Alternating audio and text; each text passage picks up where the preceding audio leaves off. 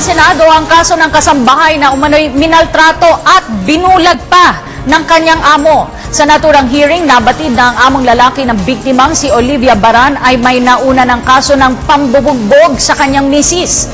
Ang ulat mula kay Bianca Piedad. Abot-abot ang pagtanggi ng mag-asawang Reynold at Analiza Marzan sa pahayag ng kanilang naging kasambahay na si Bonita Baran sa unang pagkakataong humarap ang mga ito sa pagdinig sa Senado. Pinabulaanan ni Analiza Marzan na may kinalaman siya sa pagkabulag at pagmamaltrato kay Bonita. Maayos daw ang pakikitungo niya at ng kanyang pamilya sa kanilang kasambahay na si Bonita.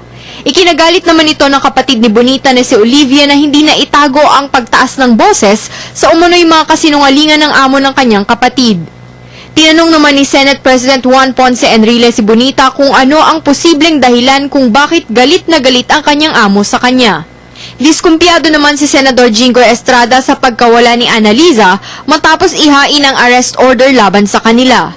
Samantala, ibinunyag ng Quezon City Prosecutor's Office na may nakabinbing kaso ng paglabag sa Anti-Violence Against Women and Children laban kay Reynold Marzan na asawa niya mismo ang naghain noon pang 2008 dahilan upang palabasin muna ang 3 anak ng mag-asawang Marzan.